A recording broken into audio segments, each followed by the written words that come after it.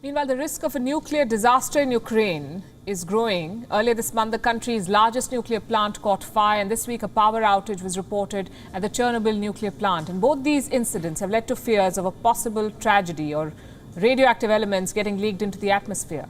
And this fear is pushing many to take preemptive steps, especially in Europe and America. People are buying iodine pills. This is to keep their immune system safe for nuclear radiation. But does it even work?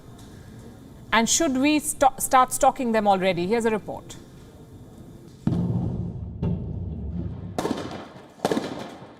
The intensifying war in Ukraine has led to a surge in the demand of something unusual. Potassium iodide. What's that? The Center for Disease Control describes it as a salt of stable iodine that can help block radioactive iodine from being absorbed by the thyroid gland, thus protecting this gland from radiation injury.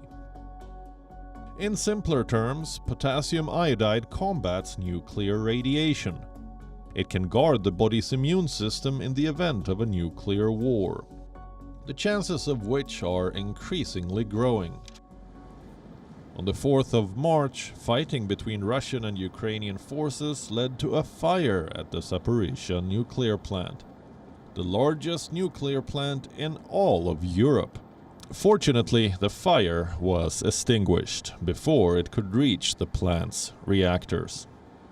It's been barely 10 days, and there's another threat, this time at the Chernobyl nuclear plant, the site of the world's worst nuclear disaster. Reports claim that a high-voltage power line at this plant had been damaged by Russian forces. The power was soon restored, but the fears of a nuclear tragedy are only growing.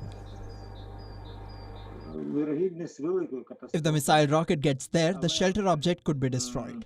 And then the radiation would spread all over Europe. If any of the reactors at Energodar Zaporizhzhia nuclear power plant is damaged, it will be Fukushima.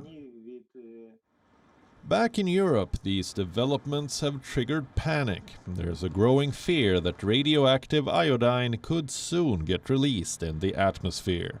This has led to panic buying of potassium iodide pills. People are lining up at medical stores to stock up. A 100-fold increase in demand has been reported in Finland. In Belgium, at least 30,000 residents have got these pills.